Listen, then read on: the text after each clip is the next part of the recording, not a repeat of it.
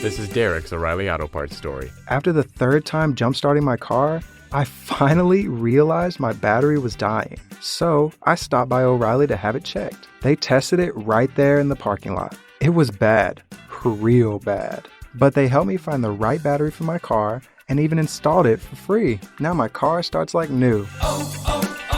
O'Reilly Auto Parts.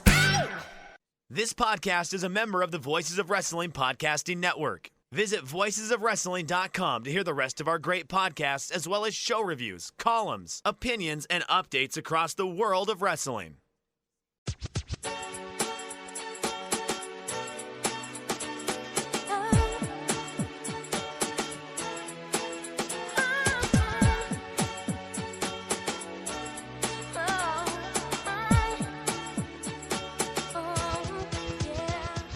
This is Everything Elite, the world's best podcast devoted exclusively to all elite wrestling and the elite extended universe.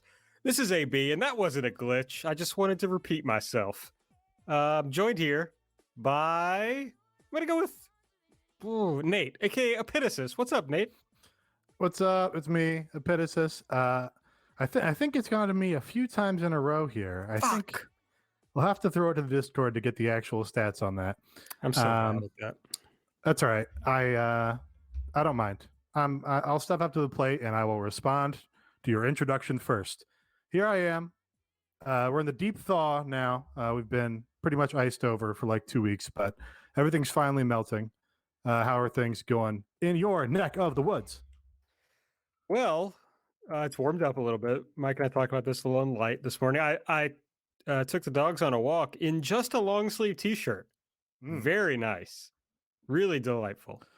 I did. There was a tweet that was like, I pity Los Angeles people that will never know the joy of it being 40 degrees and it feeling like it's 70 degrees because it's been 20 degrees for 3 weeks.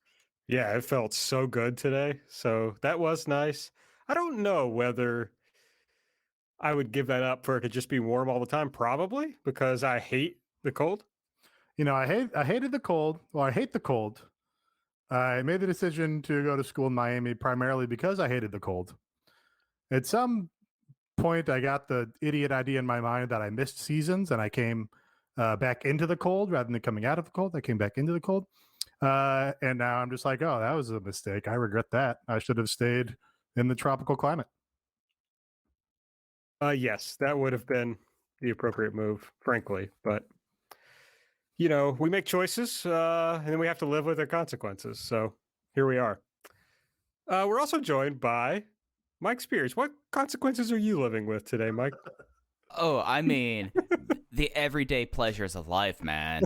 I mean, just like my daily existential crises, waking up going, oh, this again, you know, and just, you know, I just try and keeping on, you know, hey, y'all, it's your old pal, Mike Spears. Make sure I want to say that out of the way. Got to get the catchphrase in there.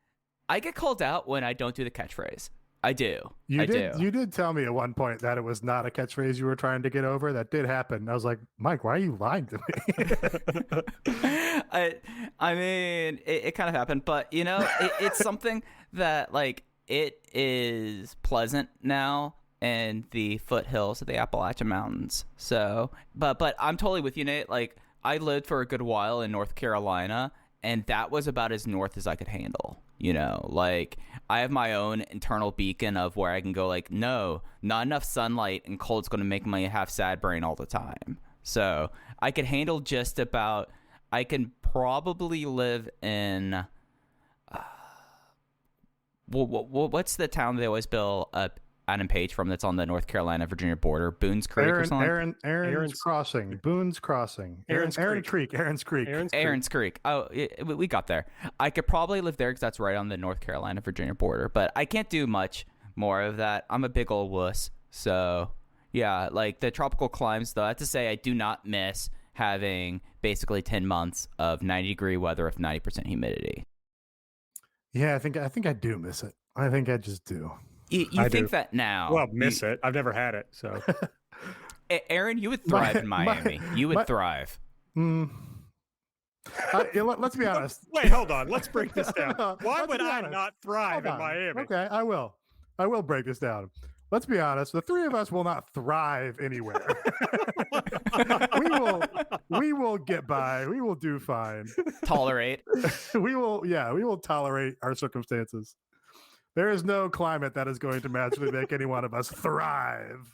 Okay, I take back my previous annoyance at your reaction. You're frankly right. I can't say anything else about it. I mean, like, we hear about this majestical place called San Diego that's like 70 degrees all the time. But then, like, I think about it, I'm like, you know what? No, I'd be miserable because I'd find something small, like, and perceived slight would drive me insane. Right? Like, we are a bunch that, like, nothing, like, we live in a world and a society that nothing is ever good enough, and something will eventually, like, make us miserable, right? Like that's just the human condition. I mean, the real answer is you just have to be, obscenely wealthy enough where you can pick your climate at the time of the year and jump from one to the other one. That's the real solution. Just, I'm going to spend this summer, or I'm going to spend this winter in San Diego, and then come back to wherever. That's why I'm getting into Top Shot, I'm going to make my millions through Top Shot, become an eccentric. I feel like I'd be a great eccentric millionaire, I have the energy for it. Yeah, I'm also on the Top Shot retirement plan. Didn't go great today, but I'm crossing my fingers for tomorrow. I missed out on GameStop. I missed out on Bitcoin, I guess, and I'm missing out on Top Shot now. I've just missed out on everything. Hey, there's always tomorrow for Top Shot. Yeah, I don't know. I've given in. I'm just gonna have to work for the rest of my life. Yeah, sounds awful, doesn't it? All right. Well, if you want to hear more of our musings about climates and our relative thriving, you can follow us on Twitter at everything AEW. I'm at Aaron Like the Car. Nate's at Epitasis. Mike's at Fuji Heya. Subscribe to the podcast, please. If you subscribe using the Apple Podcast app, give us a 5-star rating and a review. Tell a friend about the show. And if you want to support the show, the best possible way to do so is to head over to patreon.com/everythingelite and subscribe. Some late month subscribers trickling in this month. So welcome, friends. We're happy to have you join, including, I know we've had at least one new, in the past few days, one new Green Team member. So they could be listening live right now as we record. So welcome. We didn't discuss this before the show, but when are we going to talk about the motherfucking Big Show, Paul Wight? I mean, when is that coming up in this You episode? mean the Big Nasty? The Big Nasty, yes. I'm fine. You know what? I'll say that I'm fine to do it right now. All right, let's do it. Let's talk Big Okay. Show first. It rules. Well, I guess we should say AEW has announced that they've signed FKA, the Big Show, Paul Wight, to a long-term deal. He will be announcing, commentating on a new YouTube show called AEW Dark Elevation. Very unclear how it's different from AEW Dark, but supposedly we'll find out. They announced Tony Schiavone will be joining him. But as Tony Khan has made very clear, Paul Wight also has a wrestling license and will be wrestling in AEW. So reactions. Yeah, I became more excited about this than I really ever would have expected that I would be. I probably had not thought about the Big Show since, I don't know, WrestleMania 30 was probably the last time that the Big Show had any sort of real estate in my mind. But as we saw, I think a lot of the reactions online today to the Big Show signing, a lot of the meltdowns about the Big Show signing, and just really came to grasp the full picture of what it means that the Big Show is like, no, I don't need Vince to be my forever daddy and have my little Legends retirement plan with him. I can leave because Vince didn't make me, and I can go sign with Tony and go to the spiritual successor to WCW and have fun there and do stuff with Tony Schiavone. So I'm pretty interested to see what that looks like. I expect that he will be booked better than he ever has been in his career. I'm not like especially enthused to see him wrestle, but it'll be fun to see, a little Big Show and Brian Cage stare down, or Big Show and Luchasaurus showdown, or whatever it is. So yeah, I kind of came around to it and chalked it up as a sizable AEW W. it's something where this came in waves, right? Like, I feel like everyone's reaction first, it was like, what the hell? Because we literally, Aaron, I just posted the episode of AEW Light on Patreon right as the PR message came into my email box. I immediately tried to copy and paste it on Twitter to try to beat people, but instead I beat people talking about the Stairs match rematch and the Go Big Show vibes. But and then I kind of sat down, and other than the holy crap, this is kind of wild, this is happening, the more I started thinking about this, the more that we have seen, at least through other legends that have come through, with the section of one that we will probably talk about later on, who finally did something really rad tonight. They've been smart about how they've handled these older wrestling figures, especially wrestling figures who are up there and their heyday was more than 20 years ago. But I'm really enthused for several reasons. I was actually in a pretty in-depth conversation with my brother, friend of the show, Drew, about how this is the guy that should have been a star of epic proportions, no height joke there intended, for Vince McMahon for the last 20 years. Because the one thing that both Vince and his dad were good at was understanding how to use Andre the Giant. And the idea about Andre the Giant is you don't have him stick in one place. You have him beat up a bunch of people, then you send him around, he's an attraction, and you go send him to Hollywood. That could have very easily have happened with Paul Wight, but that did not happen here.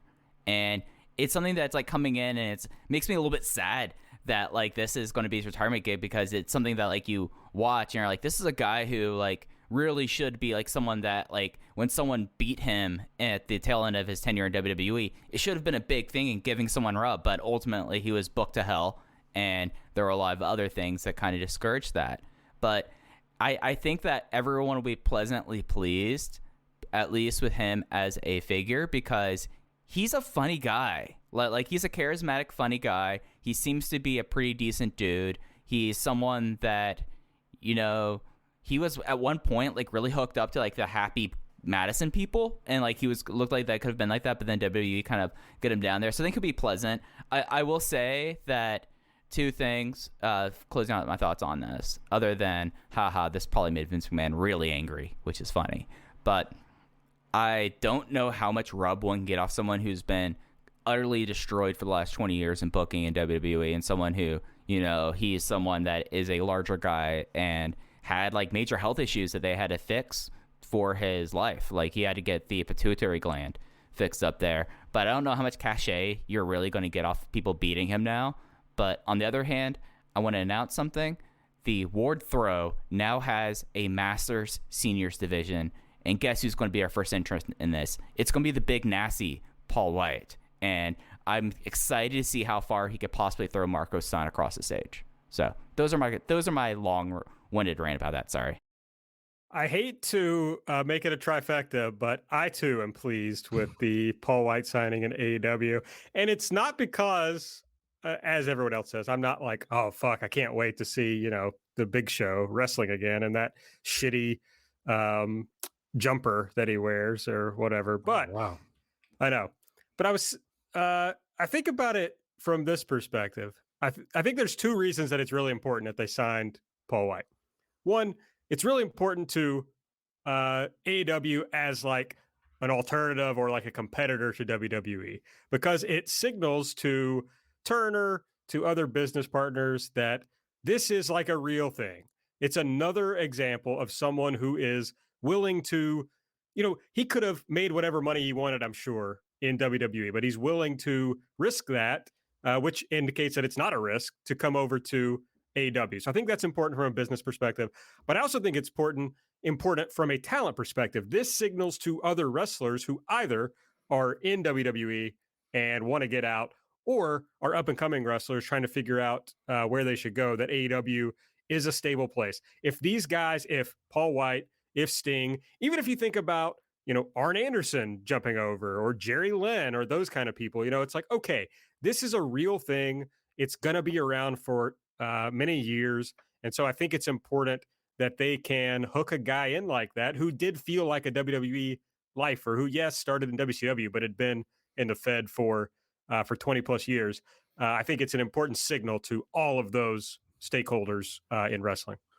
Yeah, he's kind of an interesting guy to play what if with, because he, very well could have been an Andre the Giant figure for 30 plus years for the WWE, but it's also kind of hard to do because they fucking botched it like his second week in the company or whatever. So it's like that die has long been cast, but he also does have value because he's probably had his hands tied a little bit in terms of other media opportunities, which we've seen that AEW just doesn't do. The guy loves Destiny, so he's going to have a Twitch channel, and he's going to have eyeballs on there to, be like, oh yeah, I'm the Big Show. I'm very famous wrestling legend. I work for AEW, and here's me being personable on my channel or whatever.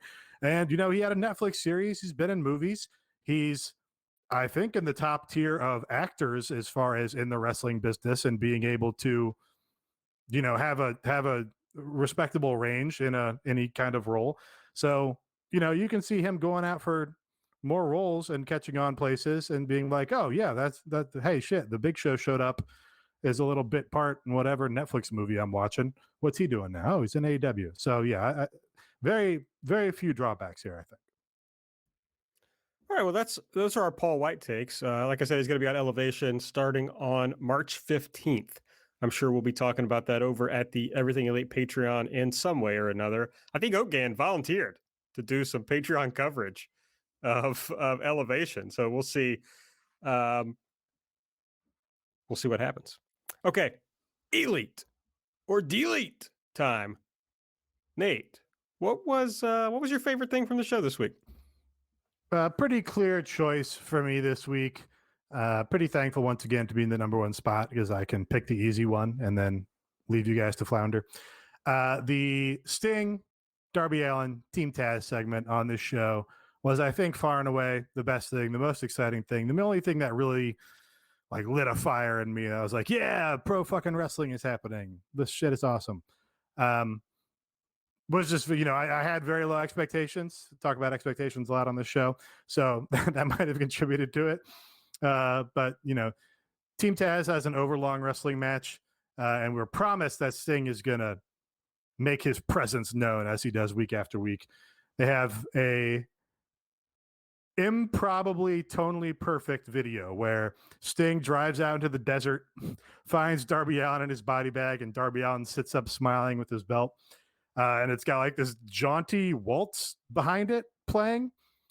It's totally different than anything else you'd see in pro wrestling, but just played perfectly for me for whatever reason. And it was very short and to the point. It's like, hey, here's what's happening. We're catching you up. Then Sting comes out with Hook in the body bag, which was a big pop for me. I was all ready for that to be like, oh, well, we just saw him get Darby out of the body bag. So is this going to be a Darby again? Because that's kind of lame. No, it wasn't. It was fucking Hook. And then, of course, the massive cherry on top. Darby Allin coming down from a zip line, looked great, had velocity with the skateboard, zooming from the rafters all the way into the ring. This really, I think, sold me on, oh, this is going to work. They're going to make Darby Allin the next Sting, and he's going to be a big superstar for it. And, like, it's not just like Sting giving him his little endorsements. Like, no, like Darby Allin is inheriting that whole shit. And this was very fucking exciting to me. Yeah, I was hooting and hollering, which is better than standing and pacing, because I actually verbally exclaimed when they had Hook come out of the body bag and then Darby slide down. And like that, this was the person that I was alluding to about how they handle their legends. And this made it somewhat worthwhile the last few weeks. All the shouting at each other and, people of Team Taz being afraid of the snow and just like the general just like apathy that feud had. And it instantly just kicked it up in like the right kind of way. And it just was something also awesome to see Sting, almost 60 years old, someone who suffered spinal stenosis because of that turnbuckle bomb. And spinal stenosis is something that, at least at the time, everyone was like, oh, you can't do anything now. You have spinal stenosis. But he looked great here. Darby like came off like a star, as Nate alluded to, and it was like a nice way to kind of tie everyone together and to have like the added stakes. And now I'm excited for next week when Taz is just going to cut a blistering promo about hurting his baby boy Hook. And, I think that it provided the right fuel to the fire at a point that this feud really kind of needed it. And now I'm really stoked for this match on the pay-per-view. I think that it's something that now that we've seen Sting do some sort of aggression and physicality, and other than like taking the powerbomb, now we know it's like, oh, Sting is good. Like, we shouldn't like watch this going like, oh, because sometimes you watch like match with older wrestlers and you're like, no, you shouldn't be doing this. Like, you like, then it takes you out of it because you start getting concerned. Your overriding thought isn't the match, is about their well-being. I don't have that anymore, Sting. So I think that this is awesome. And, it was just this was a win across the board. And yeah, Nate, you had the easy pick because this was the best thing on the show by far. Yeah. I mean, what else can I say? It was great. Very good. I was excited. I think I smashed exclamation points at the Discord as it was happening. So it was good. I did also like Taz, giving some breadcrumbs, setting the scene a little. It's like, oh, Hook's out waiting in the parking lot for us to go party or us to go get some drinks after the show or whatever. And just added, we hang out in the parking lot a lot because we're not really welcome in the locker room. It's like, oh, great. You set the stage perfectly. Now we know why Hook's not here. Now we know why you have done 15 fucking promos from the parking lot. Just a little bit of justification goes a long way. All right. Little nasty. Mike, what's your elite pick for the week? I don't think that's going to stick, man. I try something basically every week. Yeah, it seemed to be the one that was the least offensive, I guess. Right. Of yeah. the ones you've tried. Yeah. I mean, you're still chasing a slider outside there, but at least this time you had a good cut at it. But, it's something that I've been talking about a lot recently, but Rey Fenix is the wrestler of the year in 2021. And we now already have his title match he had against Kenny Omega, which was incredible. And then we had this really fun match with Lance Archer where they just went after it. And, this match, not only is Rey Fenix being awesome, but again, another guy that like he was having like health issues and had to have like the back surgery and everything, and Lance Archer just being game for everything. I mean, the fact that they did a standing avalanche Spanish fly, and it's just like that should not be happening. That makes no sense, like cognitive sense to me. And this match, like, it was something where Fenix has the ability, and there's not very many wrestlers that do this to me anymore, to like make me get invested and want to see this guy win because he's just such an outstanding performer. And each time that he like comes up short, and it makes me want so badly for him to have like the big singles win. And it's something that like this match was stiff. It was brutal. Like both guys had welts on them coming out of this thing. Like Lance Archer, I don't know what happened, but he had a welt on his rib cage immediately. So it was a great main event on a show that I feel like the wrestling, like we had 2 squash matches on this tape show, and it needed something like this really to kind of tie the show together. And, having a completely insane main event, left me with a smile on my face and makes me sad that Rey Fenix is not going to get his big shot when he's the best wrestler in the world in 2021, and he deserves it. Yeah, it was kind of my Rey Fenix is great. He's probably been my elite for like 2 or 3 of the last 4 weeks or something. I don't know. I kind of this match could not hook me and did not hook me because I did come on the show and was like, I don't really watch wrestling just because I'm rooting for my favorites to win. Maybe that's just not true for Rey Fenix. It might especially apply because he does go out and fucking kill himself in these matches to make them work. He did that here, taking all these wild bumps and, diving at high speed and doing all of this. And it just, I don't know. I was really just very early on in the match. I'm like, oh, there's no way Rey Fenix is winning this. Lance Archer is winning this for sure. And it took me out of the match, and I was just kind of, okay, I know what happens here. They just don't have Rey Fenix at that level. And if they're not going to put him at that level, then I'm not going to get invested in this. As some people, so before the match started, I was like, I wonder who's going to win this match. Like, it felt like two guys. It's like you really don't want either of them to lose. At least I didn't want either of them to lose. Well, they just beat Ray Phoenix in that 6-man. Like, they beat Ray Phoenix that's true. Like they a had drum. Gallows pin him in that. That's true. Yeah, they beat him like a drum. And I just as soon as that, I'm like, no, he's going to lose for sure. That's true, I guess. Although when I said that in the Discord, everybody was like, "Oh, Phoenix is winning." You know, like, why would you have a ladder match without Phoenix? Which I think is true. Yeah, I mean, you do also want big guys to catch and shit. Right. But now what do you do with Phoenix in the pay-per-view? Probably nothing. Or put him in the. I guess he's not in the additional tag team battle royal because his partner's in the. I don't know. Maybe you could tag with Pac. That'd be okay. But I guess. Yeah. I mean, that'd be a good tag team, but yeah. I can't get too mad about him not winning this match because he wasn't going to win the ladder match either. So go on, Eric. Oh, I mean, yeah, you nailed it. Phoenix is good. Phoenix booking is bad. I agree. My Elite pick of the week, folks, it's Papa Buck. I just don't see how I could pick anything else. Even if I'd gone first, I think I would have picked Papa Buck. The man bled for his art, first of all. And if that wasn't good enough, so, the thing was Jericho and MJF had taken him out backstage.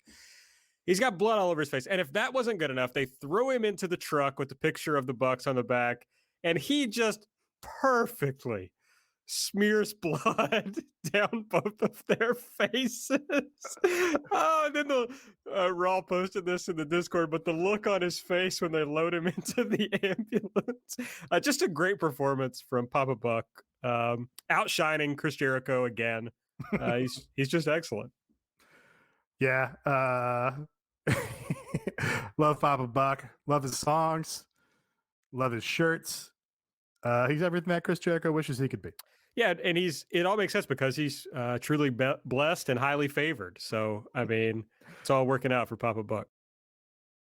It's just so funny, like, the way that, like, he crumpled. Because it wasn't just like that he was thrown into it, he bounced off it. He got thrown into both the doors, and he made sure to, like, make as much contact as possible and then slide down the back of the truck and just leaving what looked like it was fake blood. Like, I don't think Papa Buck gigged for this. Yeah, no, it was for sure fake blood. It might have been watered down ketchup. It looked exactly like the fake blade jobs that Matt Jackson was doing on BTE for a while, where the whole point was how terrible they looked because he kept blading to get out of things. But that kind of just made it funnier to me and made me enjoy it more. No, it was definitely real, just for the record. I mean, it's real to you, damn it. But yeah, it's so funny. Like, the face that he made was like I'm gonna try to make this on camera. I'm probably gonna get this really wrong, but I'm just doing this to pop Aaron and Nate. It was like,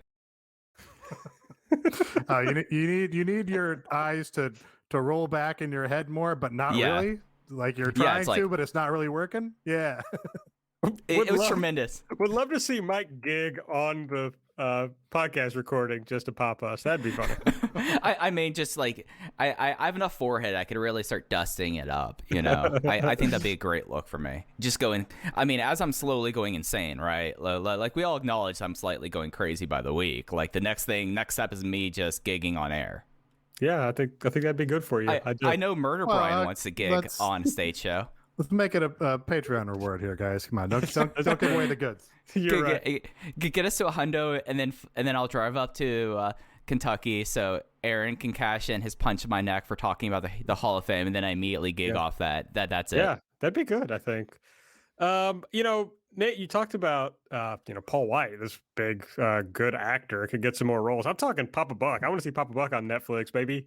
I mean, that's all well and good, but that's not his true passion. His true passion, obviously, is music. Maybe on the Sound Exploder show, he could be on there, and they could break down "Warriors Cry" or one of his other great tunes. I just don't think acting is his passion. That's fair. Our listener elite, Thoros, all the non-wrestling segments. I think he nails it here, because usually we come on here and complain that the non-wrestling segments were bad, but the wrestling is good. But it was kind of inverted a little bit this week. All right, let's talk about the bad stuff on the show. There wasn't much. Nate, you got something deeper? I've listed one thing on the notes. You got something? Yeah, I got something. I haven't looked at the notes, so maybe this is the one thing that you do have there. But I'm going to be brave enough to say there's too much wrestling on this show. I want less wrestling. Wow. I'm tired of wrestling. The matches are too long. I want less wrestling. I want more hijinks and spectacles. More vlogs. More vlogs would be great. I don't know who I have to talk to get all this professional wrestling off my professional wrestling program, because there's too much of it. I think it's that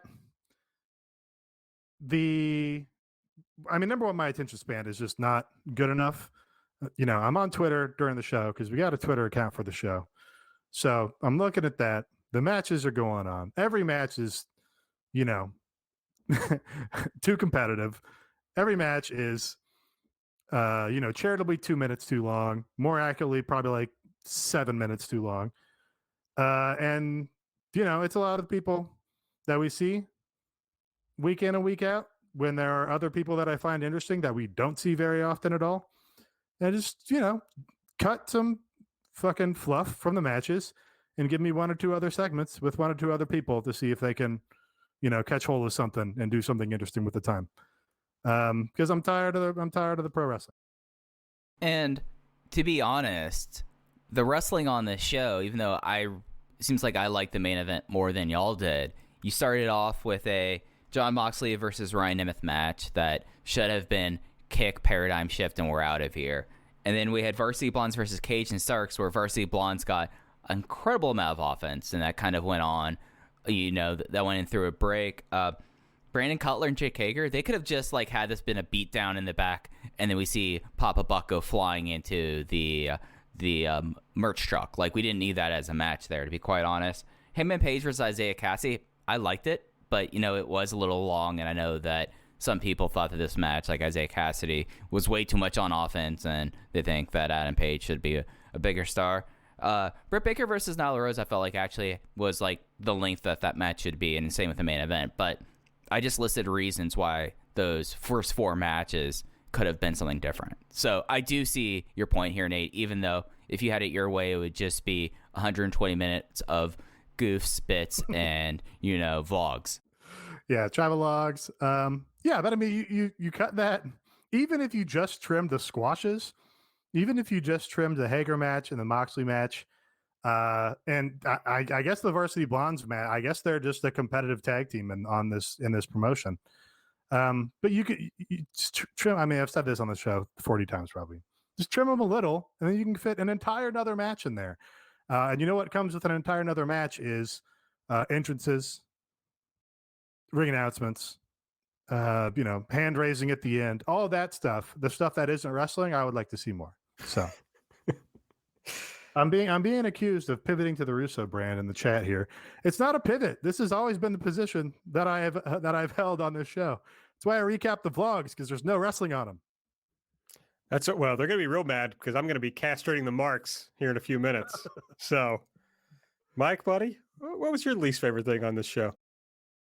I mean, I kind of alluded to it, but having two squash matches and the way that they've kind of set things up, because this was a taped show, but you constantly came back to breaks showing what just happened on TV, which that's fine to do it once or twice, but I felt like they were doing that every break after a match. They were doing this just happened, and we're okay, that's taped. And it's just the thing with the tape shows, it's not that they're bad. In a lot of ways, the tape shows let them kind of trim out what's not needed, and make sure that everyone knows that is an exploding barbed wire match, not exploding bat barbed wire match. They make sure you're able to get over that point of it. But it's just something where the vibe of the show, especially with how it was taped, and the crowd mix is always something that you can't hear, the ring, moves in the ring, you can't hear commentary sometimes. It just was it did not, when I take this as a whole, did not really feel as much 2 hours of primetime Major League Wrestling in a way. So if I can point to one possible culprit, The sound mixing is always pretty rough on this promotion. Oh, it's always bad on TV. Yeah, on the pre-tape shows, the crowd is always way too high in the mix, but was exacerbated on this show, especially because JR just had no energy whatsoever. JR was falling asleep. Don't know. Excalibur was doing his usual the valiant effort, but JR just felt like he didn't have anything left on this. And was I the only one who noticed that there was a lot of ADR with Excalibur on the show? Like, it's very clear when like they do and they interject things on commentary, and there's a lot of that from both him and Tony Schiavone on this. Yeah, I mean, I hear that on all the pre-tape shows. There's usually at least one or two of those that jump out at me. But yeah, that was all over this show too. Yeah, I don't know. I think I just tune out. I think I've just gotten to the point where I don't hear the commentary very much. So I just miss out on all that. And I admit, like, I'm a production-minded person, so I pick up on things that are going to bug me more so than others. But this felt like a very kind of sloppy TV show in a way. The mix always irritates the hell out of me. I mean, it's just like, as you said, especially on these tape shows, it's just too loud. It's insane. Especially when, Griff Garrison's, or it might have been Brian Pillman, one of them's getting back in the ring and the camera pans around and it's like, okay, there's nobody here. We all know there's nobody here. I understand you want to sweeten the noise. Like that. I appreciate that. That's fine. Probably makes it a little less weird. But yeah, they definitely overdo it. All right. My delete pick. I mean, I'm cheating here, but what I want to delete is the content strategy around this women's tournament. All right. Let's go. That's what I'm deleting. I'm tired. I'm castrating the marks here. I'm tired of this nonsense that actually, this is a brilliant business decision made by one Tony Khan, just, hitting all the right buttons. Because nothing that Tony Khan has said publicly or has been laundered for Tony Khan actually makes sense, actually is logical. Okay, let's talk about it. The first point. Okay, maybe they got this thrown on them, I don't know, but they've decided they really want to make this Bleacher Report thing happen, which, by the way, we've never heard about before.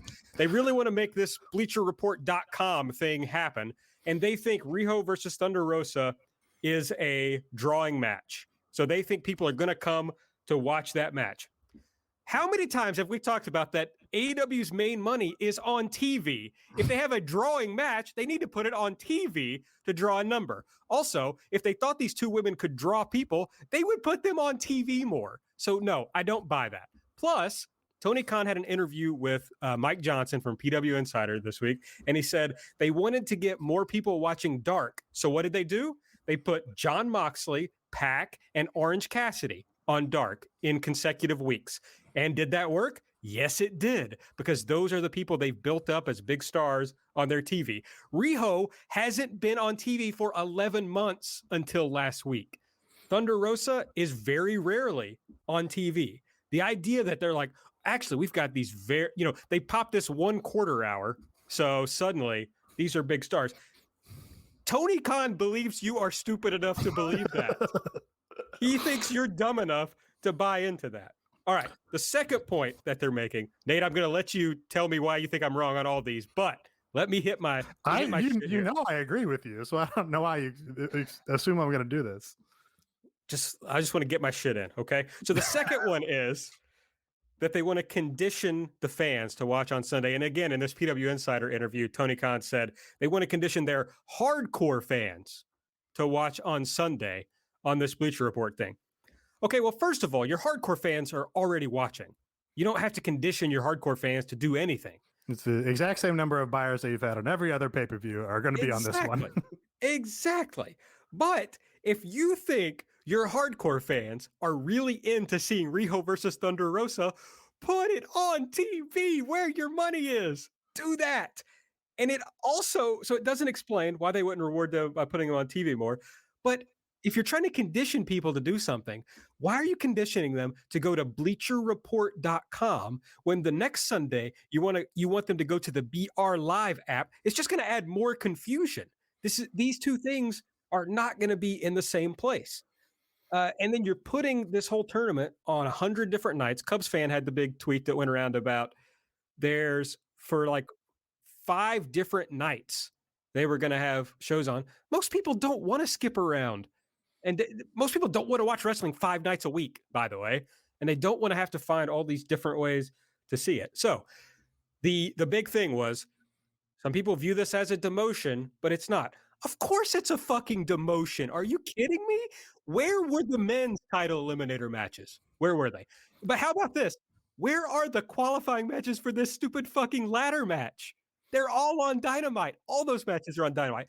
Only the women's matches are sent over to these other platforms. So I understand the point that if this was thrust upon them at the last minute, this is the best match they had in the can. Oatgan made that point to me earlier. I think that's true, but they put themselves in this position and they decided which matches to put on there. They could have thrown Jon Moxley over there if they really wanted to pop a number. That's not what they want to do. They have to do these matches because they've already put themselves in this position.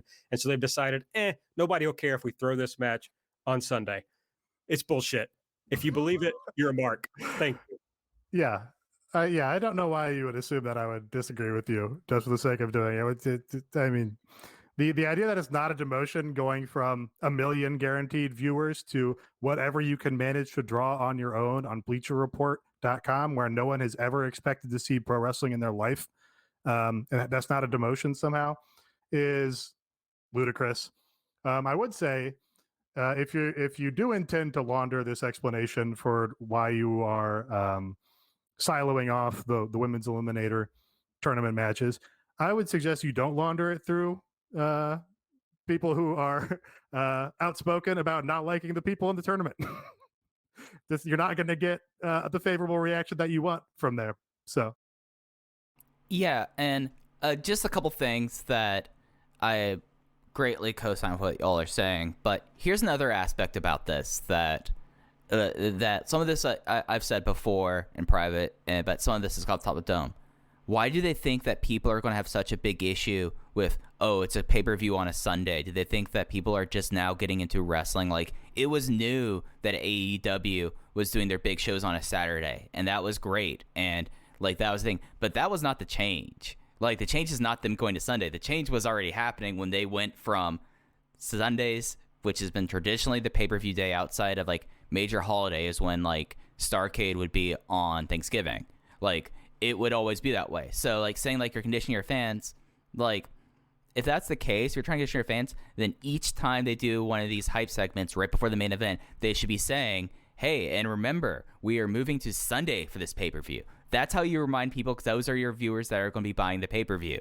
And number 2, the idea that you're going to retain like all your viewership and that your hardcores are going to go with that. Like, that is true that AEW has been very fortunate in that the viewership for the most part is able to be flexible across days of the week. Like, we saw that with the NBA playoffs and with the Major League Baseball playoffs, that they were able to do the Saturday Dynamite, right? Like, that was not an issue. Like, the viewership was mostly stable there. It's a completely different thing when you're going to platforms and when you really have not told people, like, is this going to be just a streaming video that's going to be on BleacherReport.com?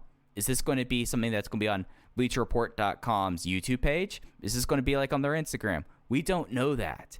And you can't expect, like, you're trying to condition your fans to this. You're not providing the things to condition your fans towards that. And are you thinking that this is going to reach out to a bigger audience? Like, yes, it's the internet, but when is the last time that BleacherReport.com has been truly relevant as anything other than just a slide deck property that Warner Media has tried to offload since they purchased it?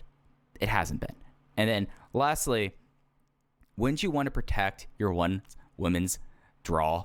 Like Riho, before she even came back, she was a consistent draw. It wasn't a huge draw, but she was someone that always picked up viewers and was something like this. Wouldn't you want to like have that on your property that you derive the vast majority of your revenue through your rights fees? Wouldn't you want to have it on there? Like, I get wanting to appease Time Warner and Time Warner wanting to fix this and be like, hey, go to our website here and do this. But you'd want to protect and grow that through your property that you are going to be negotiating in less than 24 months, another deal they're going to try to go for 2x or 3x rights fees. You'd want to grow that there, not on this website here. And what this all does is it's all rationalizing. Like, at the end of the day, I think all three of us agree with this was a tournament that was thrown together. We've seen how they scheduled it with like the reliance on on both Hikaru Shida and Emi Sakura to take care of half of it. Like, they pretty much were like, we need to get this taken care of. Can you all go and take care of these things?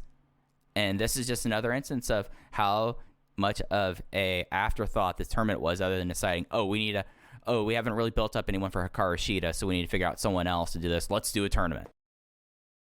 Yeah, so I agree with the majority of what you're saying. I'll 2 points to that. I do have to credit the promotion because they are pretty good about driving viewers' attention forward to the next thing that they're trying to promote. So a couple of those 80-yard segment we talked about was like Tony going, and don't remember, folks, we are on Sunday for Revolution. So they did mention that.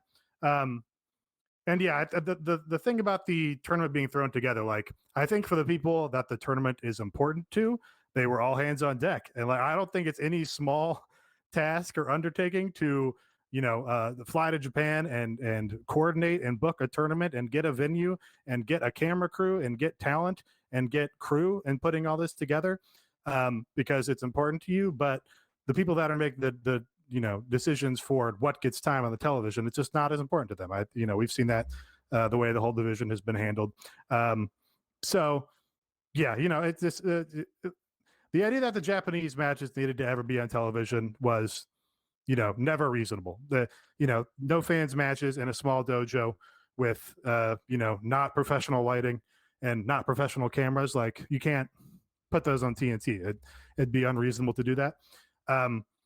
But the idea that putting those matches in a little bug window on BleacherReport.com is somehow going to draw favorable eyebrows to your promotion, I don't know that that's true. The matches I'm sure are going to be great, but if you're a casual person clicking through and you're like, who are these random Japanese women having a poorly lit match in this dojo on my screen? That's not, that doesn't make sense to me as a strategy if you're trying to argue that, oh no, they're actually putting it on Bleacher Report because they wanted to draw eyeballs there. It doesn't wash with me, folks. I agree. I think we've been clear on this show that the strategy with the Japanese matches made sense to all of us. But at the same time, they're putting Max Caster versus Preston Vance on TV next week.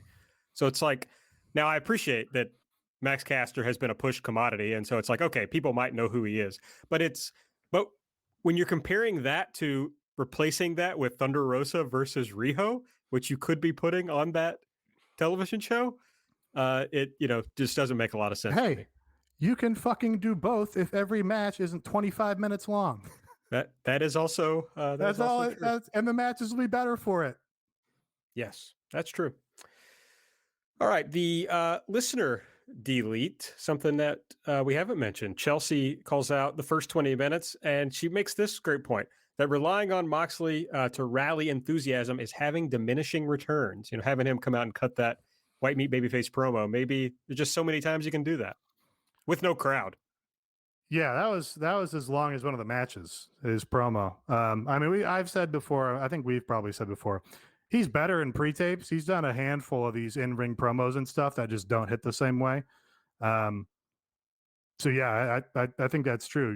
He keeps being like the voice of the company or whatever, and it's kind of like, okay, I've heard it.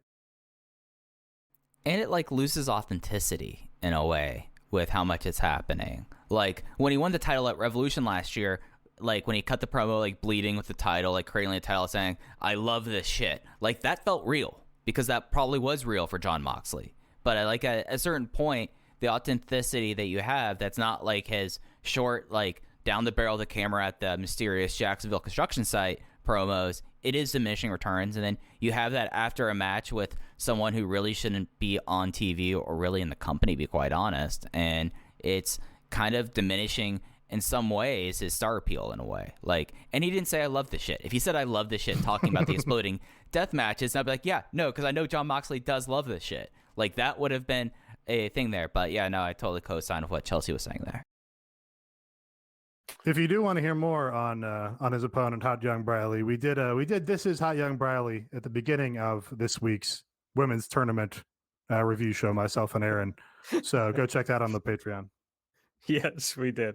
Amazingly, the one delete I put on the notes was Ryan Nemeth, and he did not get deleted by anybody. Like I said, we did cover it a lot on the Patreon. Yes, we did. O'Reilly. This is Derek's O'Reilly Auto Parts story. After the third time jump-starting my car, I finally realized my battery was dying. So I stopped by O'Reilly to have it checked. They tested it right there in the parking lot. It was bad, real bad. But they helped me find the right battery for my car and even installed it for free. Now my car starts like new. O'Reilly Auto Parts. So the show kicked off with Jon Moxley defeating the Hollywood hunk, hot young Ryan Nemeth, with a paradigm shift. And then the Mox promo, he did try to sell this exploding barbed wire death match, explain it a little bit, and talk about why he was so worked up for it. So, I thought it was successful from that standpoint. But yeah, it was just, like a lot of things, a little too long. We got our first of many videos recapping the Mox and Omega feud. And then we go back, first of many recap videos, not the first of many recapping that particular feud. Then we were backstage with Archer and Phoenix. Is that true? Is that how this happened? I feel like that happened way later in the show now that I'm looking at this. Time is right. Yeah, that was early because this was also a segment that I was not very high on. I don't know. Phoenix is like, I've heard him promo in English and he has a certain charm about, like doing his best job to speak English and convey his feelings. But he just kind of like quietly spoke Spanish here, and they were, I guess, trying to do a bit where Archer did not understand him. And it just didn't play to me. Yeah, that was the thing. Basically, Phoenix said Archer's the worst partner he's ever had, and so that caused them to get mad at each other and brawl a little backstage. We saw the Young Bucks enter the arena with Mama and Papa Buck. Of course, that would become important later on. They pointed out, this nice truck with their pictures on it. They did do this exact segment on BTE where they showed the Bucks their truck. I'm wondering if, like, I don't know, is Tony seeing that on BTE and going, oh, I have an idea for what we can do. We can have Papa Buck bleed on that. I don't know. There's a curious tension between, it's like when they remake a series. What's a good example of this? It doesn't happen in Western television, so I'm not going to cite any specific examples. Oh, I have one. The two versions of Legend of Galactic Heroes. Yes. So I haven't seen that, but all my examples were from anime, so I'm sure that's correct. But yeah, they'll remake a series and have the exact same scene, but like one will be the BTE version that's like a little handheld camera version and Mama Buck with a weird energy. And then they'll just like do it all over again, but with a nice TNT camera for the television show. And it really just the continuity and the canon is all at odds here, because now we've seen them show their parents these trucks multiple times, and Mama Buck is just thrilled with them. Next up, Brian Cage and Ricky Starks defeated the Varsity Blondes. Brian Cage pinned Brian Pillman with the drill claw. And then, we got the big post-match angle with Darby and Sting that we talked about. Yeah, the match was probably too long, but I really love this tag team as like a mid-card. The Varsity Blondes is like a mid-card WCW C-show tag team. I just enjoy them a lot. Absolutely. Would love to see them have this match on a C-show. Yeah, or I agree with you. If they could have this match in 7 minutes or 5 minutes, that's a lot better. Basically, the key when you're doing a match like this that doesn't have any real big importance, you just get to the good stuff and then you go to the finish. It's like very simple. We don't need the build-up. Yeah, they just have a fixation on, we're going to have a really good match here. Yeah, they did. They had, I think, a pretty good match. And I do like watching that young team develop and kind of get some chemistry going. But I just think it's your A show, and I want to get to the meat of what the stars are doing. Yeah, it's a B show match that they put on the A show. I think that's fair. Tony Schiavone is backstage interviewing Miro, Kip, and Penelope, which was hilariously in the Discord called Thruples Counseling. And they're mad that the wedding was ruined. Miro wants Charles to know that he would still welcome him back because Charles did some very good things for Miro while he was his butler. Someone hands Tony Schiavone a note from Orange Cassidy and Chuck asking Miro and Kip to wrestle them at Revolution. This makes Miro very mad. He stares down the barrel of the camera, says, "This is childish. This is why Charles needs to come back to him so he can teach him how to be an adult." He chews up the note and spits it at Tony, and which I legitimately cackled at. Funniest thing that I think the show has done in a long time. Miro just like his first reaction was pick up the note. First, like go the XOXO, which was always like taunting him, thinking it was Cyrillic and saying, "Did I pronounce that right? Cyrillic?" Cyrillic, yeah. Yeah, hey, for once I pronounced something right on the show. Good for me. And saying that, of course, that it translates to ha ha, and he's like, ho ho, ho ho, and he gets really angry, chews it up, and spits at the camera. Just like, how can't you love the throuple? Like, it was just a great segment, and Miro's a star, and he wants the best for Charles. Like, he is someone that we could all aspire to be. He's just trying to lift up his friends and, his employees. Yeah, whenever we get to the Miro segments, I'm always like, oh, this could have been my elite. I did really enjoy this. For whatever reason, I am like very happy this angle is continuing.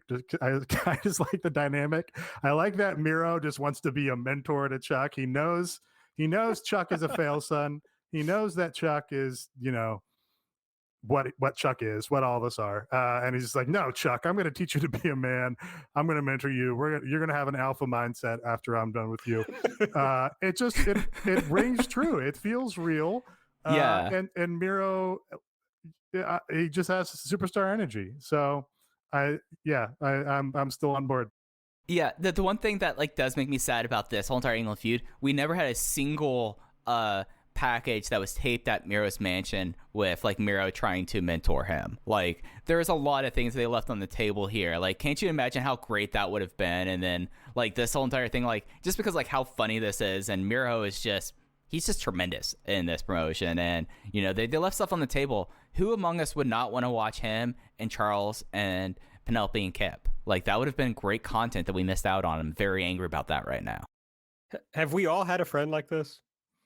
Oh, that wants to rise up. That wants to teach me how to be a man? Yeah. I don't think so. I definitely did in college. Like I had a buddy that I lifted weights with. It's always someone who's like a mega weightlifting guy, isn't it? Well, Absolutely. yeah, that's key element for sure. Yeah, all we did was lift weights together and talk about baseball. That was it. Yeah, no, you saying that did bring somebody to mind. Just like my freshman year, but still very fond of him.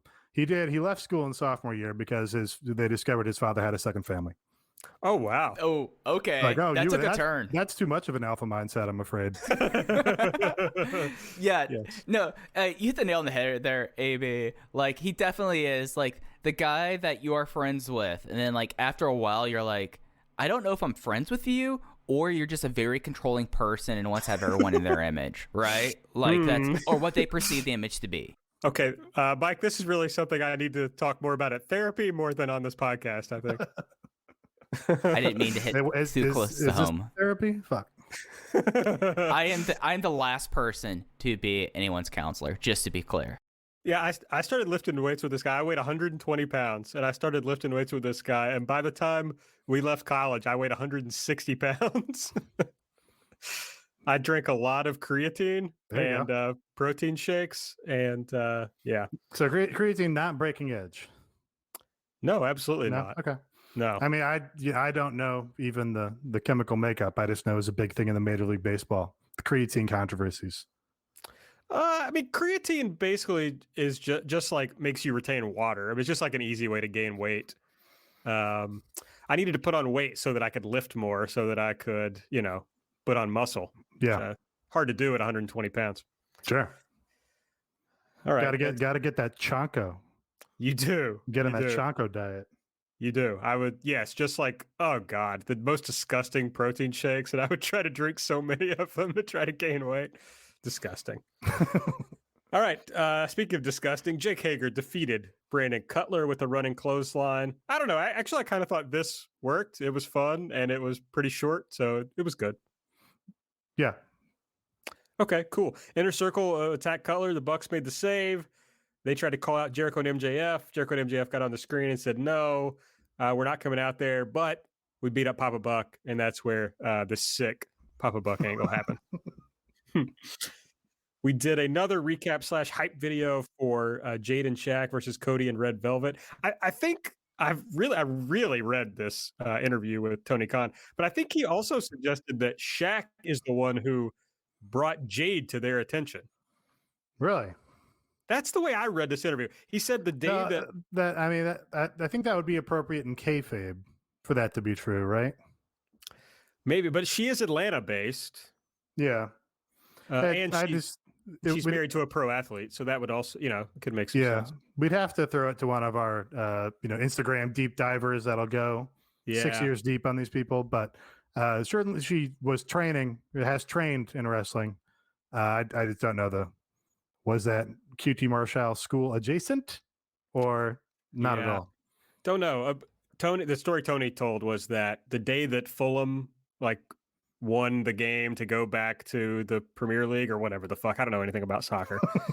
But he said a ton of people were calling him, and even including famous people were calling him and congratulating him. And Shaq called him and he was like, "Oh, Shaq's calling to congratulate me."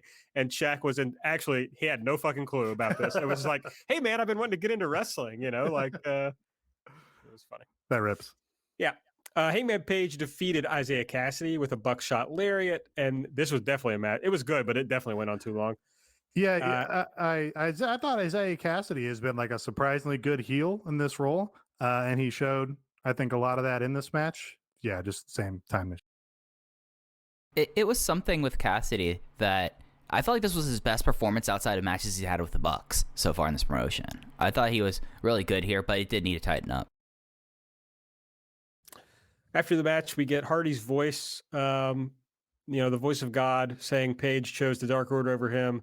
So he's going to hurt every member of the Dark Order. And then he threw Alan Angels through a table. It's like when they get an idea for a spot, they're like, "Oh, let's do that spot again." So they just did that, table bump with Kenta.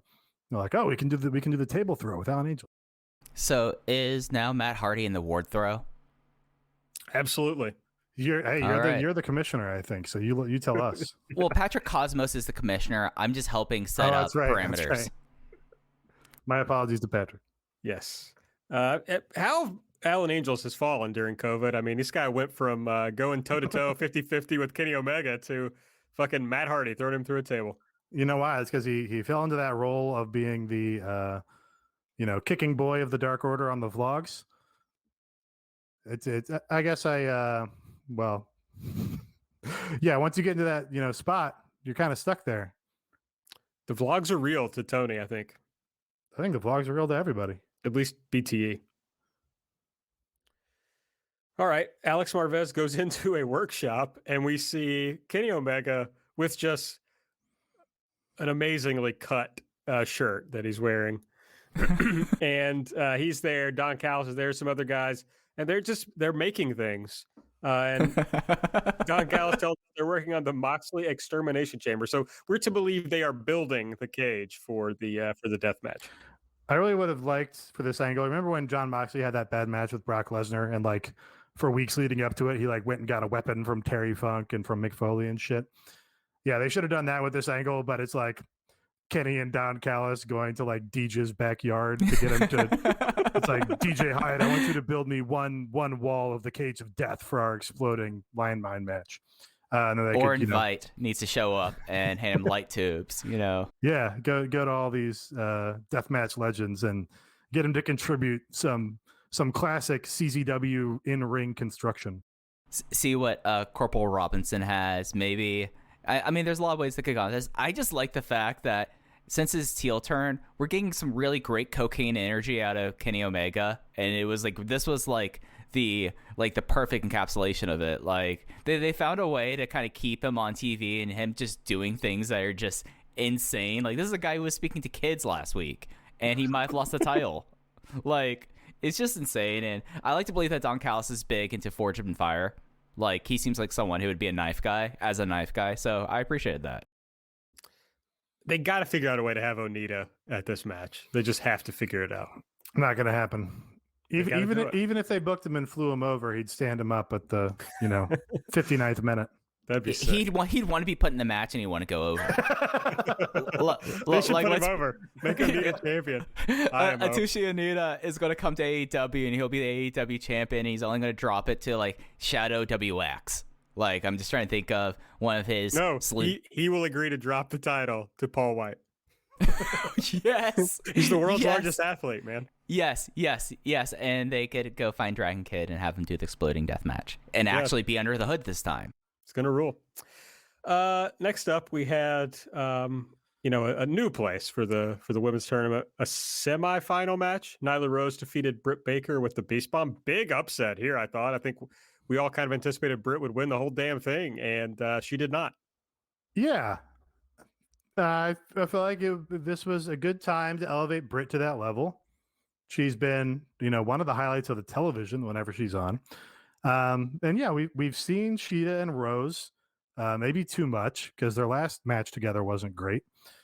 And that was a thrown together rematch from their previous match. We've seen Shida and Rosa, and maybe the one other big feud that they built with Shida was Shida and Riho. So really felt like Britt was going to be the one coming out of here. So I guess now the logical conclusion is whoever's coming out of the Japanese side of the bracket is going to win the tournament altogether. I guess so they can hang around in the States an extra, week or whatever it is, and then wrestle Shida on the pay-per-view. I've been wrong about everything about this tournament so far, but I'm just going to keep going. And I just can only assume now that the point of this is to put Riho over and to put the belt back on Riho. Well, she did move to Jacksonville for this. Yeah. And there is no delicious pasta like Fukuoka.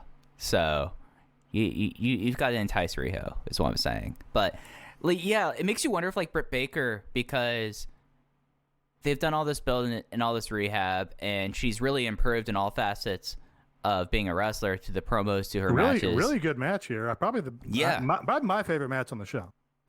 Yeah, so it's something where you start to wonder, she's someone that they clearly seem like that they always have had plans for, and you're just wondering, is it going to come now? Because this would have been, the perfect time, because her and Shida had this feud, and Shida's really run through the entire division as much as possible. So is the last boss really Riho for Hikaru Shida here? That's the question that I'm asking myself now, because it seemed like this was the clear path. I felt like it's okay. Now we get Britt's big reign coming out of this, and I guess that's not the case.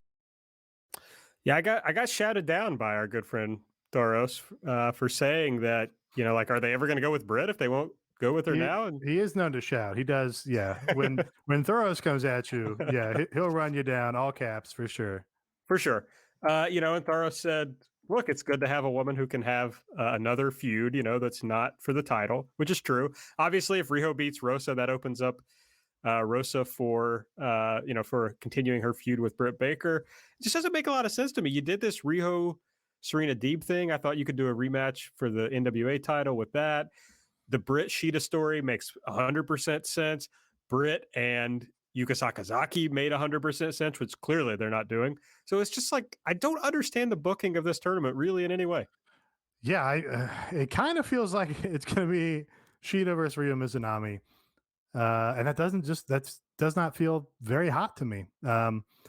Meltzer did go out of his way to say, oh, you don't have to quarantine at all coming from Japan. So Yuka Sakazaki would actually be entirely able to fly in and do the final and shit on one day's notice after whatever her last Japanese booking is. So it's the same day.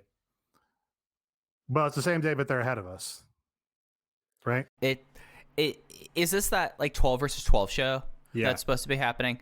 Is that taped? I thought the previous one was taped. I don't think so, because Maki Ito can't make it because of another thing. So they had to change it to an 11 versus 11 match.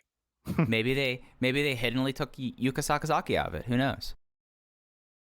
Yeah, I'm just not gonna. Basically, I was bringing that up to say I'm not certain about anything, but this was not going the way that I anticipated, or really any of us. No. They did another recap / hype video with the FTR Jurassic Express feud. Mike, you pointed this out in the Discord, but yeah, it felt like they just ran completely under what they intended with like timing.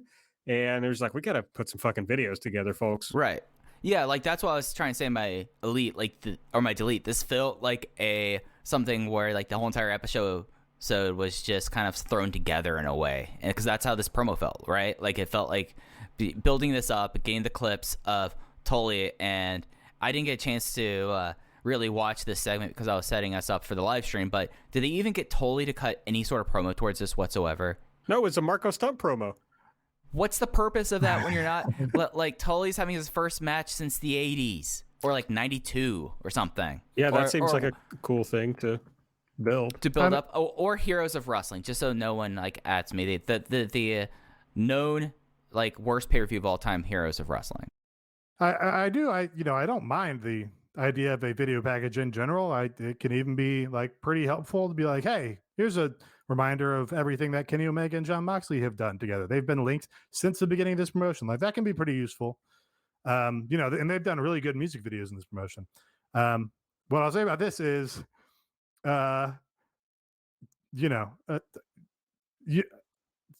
guys were critical. I think it was you guys were critical of Jungle Boy on the mic, I think. And he was speaking here. And then when Marco Stunt interrupted him to be like, oh no, I'm going to bring the fire now. I was like, oh, wow. Marco Stunt just kind of outshone Jungle Boy in this segment, and that's maybe not ideal.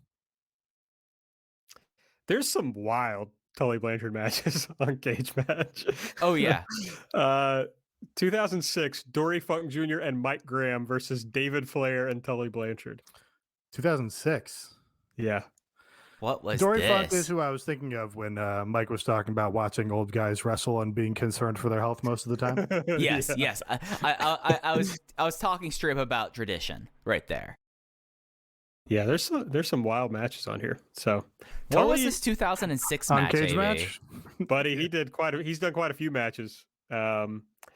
Since from 2005 through 2007, he did quite a few matches. Damn. But that match was at the fucking Hard Rock Cafe in Orlando, Florida. World Wrestling Legends. Oh, we've talked about that Hard Rock Cafe previously on this show. It's established canon. I've probably been there. I've definitely been there. Yeah. All right. Stay tuned to the Patreon for more Hard Rock Cafe adventures. I think that's where Anna Nicole Smith died. Oh yeah, we have talked about that. No, she died at the Hard Rock Casino and Hotel in Hollywood, Florida, which I have been many times. Okay. Many times. I do not know if I stayed in the room that Anna Nicole Smith died in, though. I don't want to know. SB asked me the other day if when we're both vaccinated, can we go to Disney? And I'm like, fuck, I don't know, man. That's still seems terrifying. Even if I were vaccinated, it still seems terrifying. That's very funny for his priority. Oh yeah, that's like the first thing that she's thinking of is going to Disney. Well, I mean, the first thing I'm going to do is lick a floor. I'm going to lick some floor. Like I will just do that because I'll be all powerful. I see a floor right here. You can lick it. Yeah, right? I got to tell you, there's nothing preventing you from licking a floor right now. You're not going to get the COVID. But not in my house. Like I'm talking about like going to a bar, going very public floor. It's also, yes, exactly. I'm pretty sure we've decided it's like airborne now, and the whole sanitizing surfaces thing is a waste of time. So yeah, I gave that up. Yeah, it's lick the air. You lick the air of a populous area. Yeah, like and that's make out with another human being. That's really the most dangerous thing you can do. The most dangerous game. The most dangerous game is tongue kissing. Yeah, it's true. Lance Archer defeated Ray Phoenix with the blackout in the main event, which we talked about, and that was the end of the show. They fist bumped to close out the show. All right, now, if you've just been bowled over by our hilarious digressions and my hot women's tournament take, and you're just like, fuck, I got to hear more of this. Head over to patreon.com/everythingelite. It's been a wild month over at the Everything Elite Patreon. I got to be honest with you. We've done too many shows in general this month. We've definitely done way too many shows for the shortest month of the year. Well, yes. Well, to be fair, one of these shows each week is me 15 minutes recapping the Go Big show. Like, that's not a real show. Like, that's just me talking about That's a real show, Mike. If it's a download, it's a show, Mike. Okay, okay. I'm just saying, like, I'll talk about my main man Tolga anyways. Like you all did see in the promotion that they did for Go Big Show that he was spinning around his flaming caber, right? Like Tolga's the man. Oh, I saw it. Yeah, we've done a lot of stuff this month. I've started to think if maybe the real magic is doing more of these like short shows than it is like we try to do one big long show every week. I think people just like the more content. I don't know. We'll have to think about that. Anyway, this week, Monday, Mike's tea break. Mike, you talked about partnerships. Yeah. And not like LLCs. No, not about LLCs or S corps or anything like that. I earlier this month, talking about us doing too many shows, I sat down and I just kind of had a cup of tea, and it was kind of inspired a little bit by Matt Cushman's vlogs that he does, where he just kind of just opines while he's grilling steaks. I don't know if you still grill steaks in this, but what I did this week was something called the tea break, where I talk about partnerships, what we should expect out of partnerships, a history of international wrestling and partnerships thereof, and just kind of I'm kind of putting together my own theory of wrestling slowly by each of these shows, and this was one part of it. I talked about Ricky Dozen for a good 10 minutes. I ordered some ceremonial matcha tea so I could make some of that real green shit. Hasn't come yet. Are you going to have like the nice brush that they use to mix together? Oh, I don't have a brush.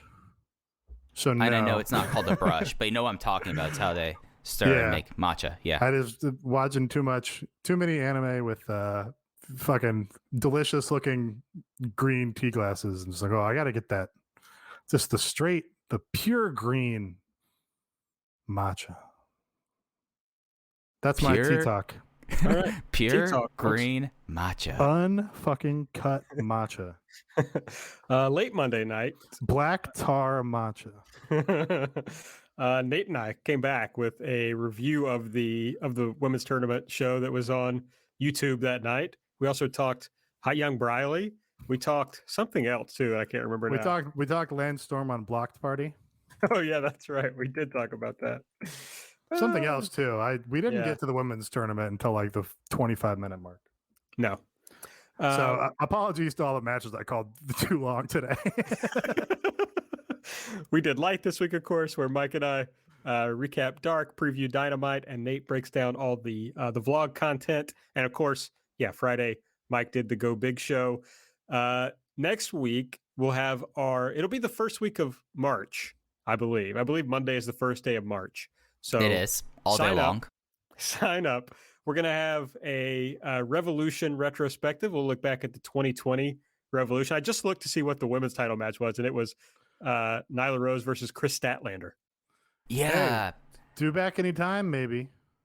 Yeah, and that was the time. Hold on, Mike. That's Patreon content. Remember, the match is Patreon content. You can't give it away here. Yep. Sorry. Yeah. No. Oh, that's right. We have to remember the matches later. That's all we do is we go, hey, remember some guys, and then we talk about whatever was on the card. Remember some matches. But then we do our previews for the show on the retrospective as well. That's true. We'll also do our preview for 2021 Revolution. We'll do Light. I'll definitely be talking about the fucking Sunday night women's tournament thing and the Monday night women's tournament thing. So I'll be talking about that. I think Kara is going to join me for one of those. Nate, of course, if you want to sign back up for more content, we'll do that. We got plenty of stuff coming up. I've got a special guest for a new episode of Mixtape Club coming in March. You're going to want to sign up in March. We'll have the instant reaction for Revolution. That'll be live. God, Sunday night. Okay, so also patreon.com/everythingelite. Go sign up. 3 tiers. $8 tier gets you the live EE every week. $5 tier gets you everything else. So Tony Khan also said it's okay to do this on Sunday because Monday's a holiday, and so everybody will be off work. You're not rushing to get to work. What fucking holiday is it, Tony? For sure, it's not a holiday. Okay, it's International Women's Day, which it is a holiday. It is it's not a holiday. We do not get off work though. It is not a federal bank holiday. No, so I'm not sure of Tony's deal. He did say they'll be going back to Saturdays because they don't want to compete with the NFL, of course. But yeah, so I didn't understand that. But anyway, February 28th. What does he think it is? I don't know. It is Alexander Graham Bell's Day. It is also Finisher's Medal Day, Namesake Day, and Daughter and Son's Day. I just Googled. Well, this is a father and son's promotion, but doesn't mean we get the day off. So also it is also maybe Eastern Orthodox has liturgics as well. There is a lot of Christian feasts as well as Teacher's Day in Albania. Oh well, maybe he saw that it's Labor Day in Australia, and he's like, "Oh, Labor Day." I think he thinks it's Memorial Day, but it's not. No, it's just not. Heroes Day in Paraguay. Shout out to our Paraguay listeners. Yes, our Paraguayan heroes. Shout out to them. Okay, Sunday night, women's tournament, Japanese final. We get Aja Kong versus Yuka Sakazaki. U.S. semifinal, Thunder Rosa versus Riho. And then we get the 6-woman tag that I, again, don't have the matchup for. It is Hikaru Shida, Mei Suruga, Ren Kakakura, Emi Sakura, Maki Ito, and Vinny. is Aja Kong on? Vinny. Vinny, yeah, because Aja Kong, they paid for her to take a account out. She's not doing anything else. So yeah, there we go. Look at me being the Joshi person. Listen to my new Joshi show. I just said it was Aja Kong versus Yuka, and none of you corrected me. I was looking at holidays. It's Ryo Mizunami. All right. It's Ryo Mizunami versus Yuka Sakazaki, of course. Then on Monday, 3-1, we'll get Nyla versus the winner of Riho and Thunder Rosa. Then next week on Dynamite, the Crossroads. See you at the Crossroads. We've got the big match, Cody and Red Velvet versus Shaq and Jade Cargill. That's happening next week on Dynamite, folks. Do we think they should have waited to have Paul Wight be a surprise? This was a topic. I mean, so I think Jade Cargill wins that match. That's my guess. And then you could have, Paul Wight come in and chokeslam Cody, because that's how you debut in this promotion, is by attacking Cody. Right. Yeah. Naturally. I mean, people would freak out. Mm-hmm. I mean, if they'd done it as a surprise instead. Yeah. Or announce him as like the special referee, and then partway through he turns on Cody and attacks him. Step one is you have to attack Cody Rhodes. Like, that's step one if you are coming to this promotion, and he's already fucking up. Yeah, I probably would have done it as a surprise because, you could say, well, they announced it hoping to like goose the ratings tonight, but then he didn't show, like, he wasn't there. So like, what was the point of that? They wasn't there, and they teased news, but the news was not news at all. So they got it out in the first 20 seconds of the show. Yeah. So yeah, it did seem like more of a, brand equity thing than a pro wrestling kind of thing, where they're like, oh no, AEW is the place to be. We signed this, crossover wrestling star that people outside of wrestling will have heard of. So that's probably why they announced it rather than have it be an angle. We should do a test here, or at least I'm going to do a test here. I'm going to check to see if Mama Spears knows who the Big Show is. To see if she actually... I think she will. I don't think my parents would. So Nate thinks that Mama Spears knows who the Big Show is. Yes. AB, you sound like you are pretty positive about that as well. I think she does, yeah. All right, so I'll report back to see the crossover appeal. Mama Spears loves vaping. The Big Show loves vaping. Mama Spears does not love vaping, not at all. Mama Spears loves Destiny 2, the game. Mama Spears loves big guys in diapers and sashes. Celebrating that they are the New Year's baby, a joke that was only really funny on The Critic. Yeah, very good. FTR and Tully Blanchard versus Jurassic Express. The women's title eliminator final, which will be Nyla or Riho or Rosa versus Yuka Sakazaki or Ryo Mizunami. The Dark Order versus Matt Hardy. Private Party. Yes. NTH2. The sequel has just kicked in for AB. No, I haven't taken it yet. So that's the real problem. And then the ladder match qualifier, 10 versus Max Caster.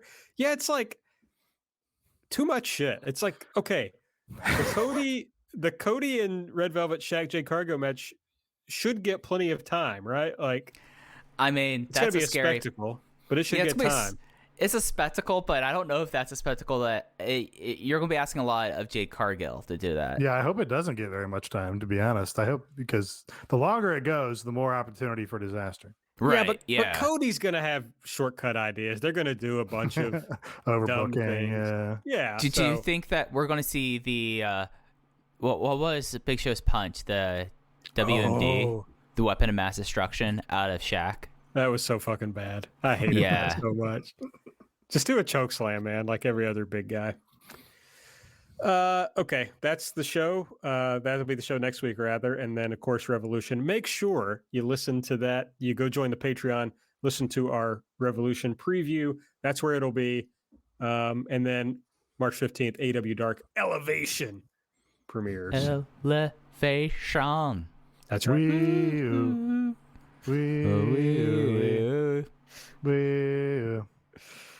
Elevation. It's 11:30. Tres, 14. Yeah, like Remember that? yeah. Oh no, of course I remember that. How Come could on. we not remember it? It was on all of our iPods. Yeah, like wasn't there like a lawsuit against Apple and U2 about putting on that album on people's iPods without like their authorization or consent? Yeah, it was Probably. a thing. God, the 2000s were weird. I saw this Apple ad the other day that was like, the whole point of the ad was nobody should get to see your shit. Like your shit is private. Yeah. Yeah. That's the niche that Apple is carving out is, no, we actually care about your privacy, which is, I think, good. But they sell our shit. That's insane. No, they have considerably better privacy controls than the other tech giants, namely Facebook, Google, Microsoft. Okay, but they definitely have an agreement with whatever arm of the federal government where they will give your shit up. Yeah. Well, they did. No, for a time, I know they would refuse to unlock phones for the FBI Right. and shit. Yeah. I think the FBI developed their own tool. But yeah, no, I'm not speaking about, federal subpoenas or whatever. I'm talking about the ability to control what of your information they sell off to advertisers. Well, I don't believe it, is what I'm saying. That's fine. I'm not going to. I'm sure you're right. I just assume if I use a device that I might as well be doing it all publicly. That assumption works against your right to privacy, by the way. I know. So you should not make that assumption. You should presume that you have a right to privacy, and then you're more likely to be found to have one. Oh, I still do plenty of shit that, if everybody found out about it, it'd be disastrous. Don't go down this road. Yeah, so let's cut this off here, boss. Okay, sounds good. You guys got anything else? No. Of course I do, but I think we have gone long enough, and we don't need more of my existential breakdowns on air. I'll post my weird shit over at Everything AEW on Twitter or at Aaron Like the Car. Nate will continue to post his at Epitasis, and Mike will post his weird shit at Fujiheya. All my shit is normal. Not your tense, huh? Huh? You got me. Weird tense. Subscribe to the podcast. Give us a 5-star rating. Give us a review. But most importantly, head over to patreon.com/everythingelite and put in your damn credit card number. They're not going to tell us what it is. We won't know. Only Patreon will know. And if we get to 100, then I'll drive to Louisville, Kentucky, and get punched in the neck and cut for our patrons. All right, I'm fine. That sounds good. Well, because of the Bentley bet agreement, which is that while the Wrestling Observer Hall of Fame ballot is out, I'm not allowed to comment on it. I broke it because K-Slow tricked me. Is this something that AEW Light listeners would know what's happening right now? No, this is established canon. Okay. Like this was the third year of the bet at this point. Yeah. I mean, and it took frankly, Mike, I would love to have company. So that sounds great.